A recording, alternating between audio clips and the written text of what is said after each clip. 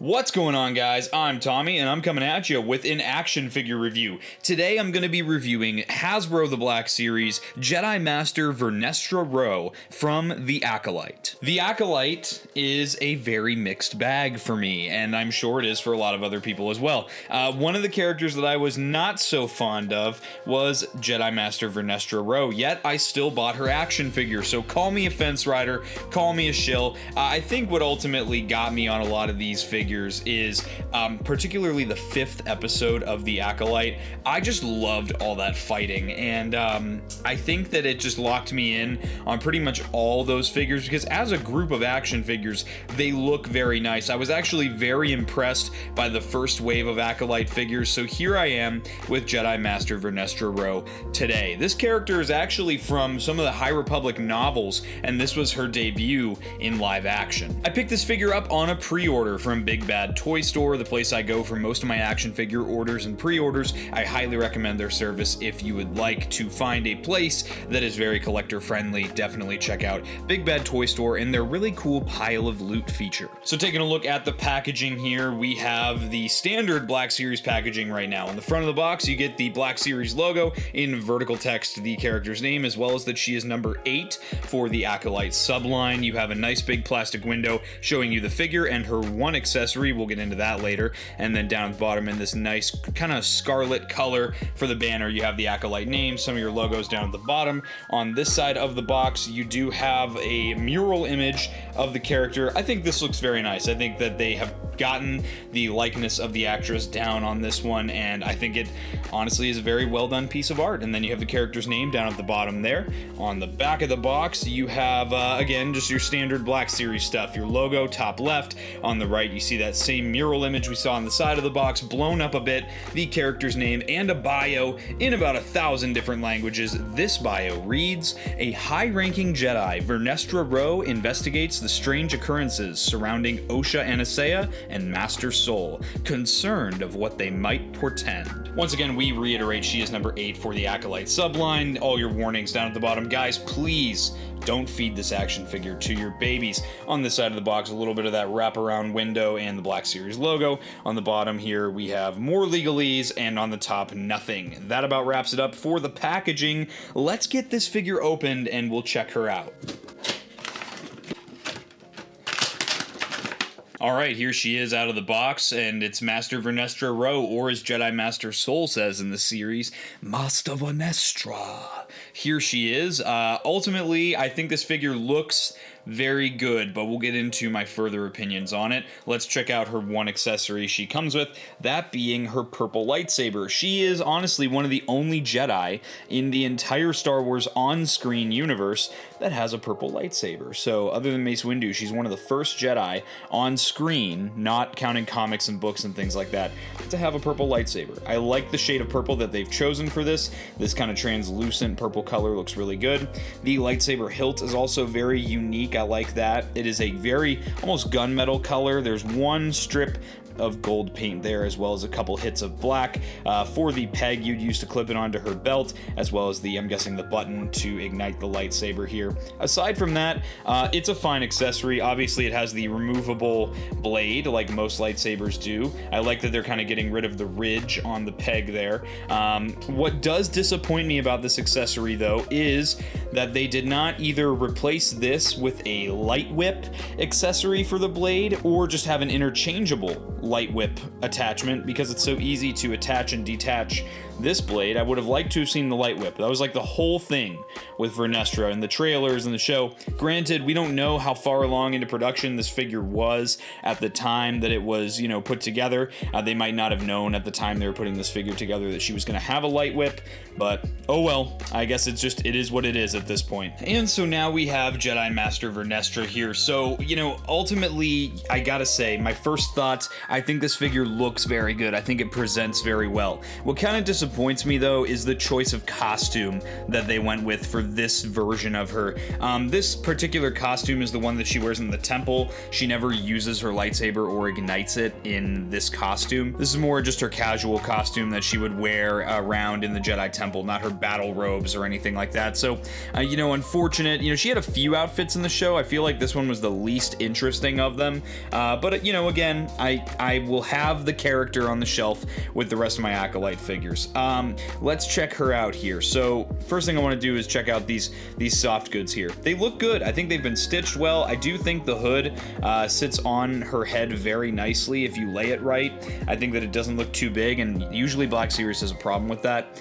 It's just one layer, stitched again very nicely here. You can get the hood to lay down as well. All you kind of do is just pinch it down, and it'll lay pretty nicely. I mean, I still think it looks pretty natural here. Obviously, if you don't want this on her, you can just shed it, and we'll cast that off to the side for now, and then we'll kind of take a look at the figure here. So she is a Miri Allen. She is the first Miri Allen in the Black Series line. This is the same species as other Jedi like Luminara Unduli, Barra Sophie, etc., etc. She does have the head tattoos, as many of them do. These have been printed on very cleanly, very, very nicely. I'm actually very impressed by how this looks here. The face printing also looks really good. I think that this definitely captures the likeness of the actress. When I look at it head on, it's not the best, but for some reason when I look at it just a little bit farther away, it's like a very striking resemblance to the actress. I think they've done a good job in that way. As far as the detail goes, you have some very nice sculpted texture on these robes. I really like all the striations of the sculpt here. It feels nice in the hand too. As far as paint goes, she's just got a little bit of gold around the top of the tunic part here. The belt is painted very nicely. You can see they painted it in brown, the little part where the lightsaber can clip onto the belt. The belt buckle is painted nice, a little two-toned brown belt here. The hands are green, you know, as they match the face. I think that looks good. And then this right here, this is a big frustration for me with Black Series in general, not just this figure. I get if you want to do, you know, textured fabric like this, it's hard to do that in soft goods and make it look good. But we just have the issue of this looking like a traffic cone. If you want to bend the legs out in any way, shape, or form, it's just going to look a little funky. So we're kind of stuck. If we want it to look good on the shelf, we're kind of stuck with just a stagnant pose here. Underneath, I believe this is just reuse of the existing Asajj Ventress figure with all the wrappings on the legs. Asajj Ventress is a great figure in the Black Series, so I have no problem with this kind of reuse on this figure. You know, if we want to take stuff from great action figures and apply them to other action figures to make them better, I'm all for that. But as far as detail, there's not really much else to cover with this figure, so what we'll do next is we'll cover the articulation. So this being a new figure, almost head to toe, minus the legs, this is going to have some of your more modern Black Series articulation. So the head is on a barbell neck because the neck has a ball joint at the top of the neck and the bottom. So obviously you can get her to look down a good amount. She can look up just a little bit. You can get some really nice tilt here and some right and left, some very nice movement there. She does have butterfly joints that are hidden underneath the torso sculpt. Those do have some okay range. Nothing crazy as far as butterfly joints go, but still better than nothing. She has a hinge and swivel at the shoulders. Those shoulders are going to get you to about that 90-degree mark, and they do swivel a full 360 degrees. She does have some very deep cut single jointed elbows, which are going to get you past that 90-degree bend, and they do have a swivel at the top of the elbow as well. She also has some hinges and swivels at the wrists. So she has a vertical hinge at the right wrist as well as a swivel, and then she also has a vertical hinge at the left wrist here too. She has a ball joint at the midsection, which even though you do have this overlay which makes up the belt and this whole skirt piece, this does still have some pretty good range here. And then underneath the skirt piece you have some ball joints at the hips, which are going to give you some really, really nice range there, and then also some thigh swivel cut, so you can get some decent range with that. Deep cut single jointed knees, which are going to get you to about that 90-degree mark at that bend, and there is also a swivel at the top of the knee there. And then of course at the ankles we have the Black Series classic, the forward facing pin for rocker, here, as well as a little bit of forward and plenty of back there too. So overall, I mean, this is pretty good articulation. Definitely good for the Black Series here in 2025. This is pretty passable articulation. Let's get her accessory in hand, and then we'll see if we can pose her up a couple different ways. So taking a look at just the hilt first, you'll see, like I mentioned earlier, there's that peg. You just peg that into the little corresponding peg hole on the belt. That has a very, very taut connection, and as you can see, it's going to pass the shake test. Once this is attached, you do not have to worry about that coming undone from the belt there, and I'm very happy about that because this is probably how she's going to end up on my shelf, considering she never actually held the lightsaber in the show in this outfit. It's probably just going to be lightsaber on the belt here. As far as lightsaber in hand, obviously most Jedi do a cross draw when they pull out their lightsabers from where they are on the belt, so she can hold this in one hand very nicely. You can see again a very nice connection in the hand there, not going to fall out of the hand once you're doing a shake test, and there we go. There she is right there with lightsaber in hand, looking good. And so you can get her into a two-handed lightsaber holding pose very easily due to the nice range on the elbows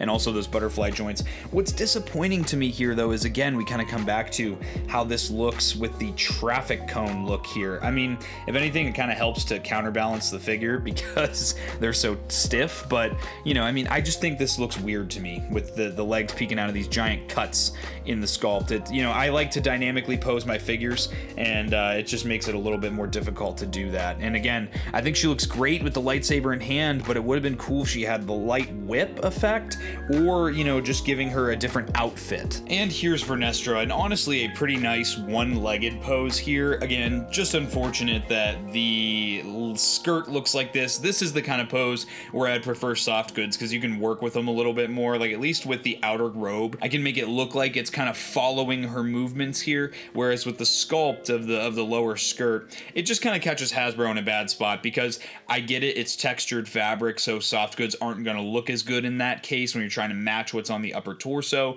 However, I think it just, for an action figure, I think the soft goods just make more sense to me. And just for scaling, for comparison's sake, here she is next to the Black Series Jedi Master Soul figure. I think these guys look good together, as this is how they both appeared in the show in the same scene, so in that way at least I can feel like I can have a little bit of synergy on my Black Series Acolyte display. So here's where I'm at with Jedi Master Vernestra, guys. I think this is a fine figure. I have to kind of keep in mind that although I'd prefer other looks of this character in action figure form, I have to go off what Hasbro did based on this look, and I think Hasbro did a great job for portraying this particular costume for the character in action figure form. Personally, I'm not a fan of the hard plastic traffic cone effect on the lower body. I know some people prefer that though, so really that's just my personal preference. I think for the texture of the plastic, they did a very good job with the detail there. And finally, I guess with this one, my only other gripe is I would have preferred if they would have added a light whip effect in replacement of, or in addition to, the existing lightsaber effect that comes with this figure, just because it was such a unique and cool aspect to her character. Overall, I think it's a fine figure, but I would say it's definitely not my favorite in my collection. If you are an ARC Trooper in my Patreon, you would have seen this review early. If you'd like access to early content, monthly giveaways, and more awesome benefits, make sure to check out the link to my Patreon in the description. If you are just a fan of the product reviews and you kind of want to see that stuff early, as well as vote on what I review next, the link to my channel membership, Rancor Battalion, is also in the description below. And finally, if you'd like to check out my Discord or any of my other social media, links to that are also in the description. Guys, I hope you enjoyed this review. I'll catch you for the next one, and may the Force be with you. Breaking off all units, fire at will. 1-2, pick your targets. Too many, Captain. Watch your stabilizer, Gold 6. Anybody cover me. I got 2 vultures on my tail. Gotta hold them here. Watch your left. I can't shake them. I'm hit. Where's our reinforcements?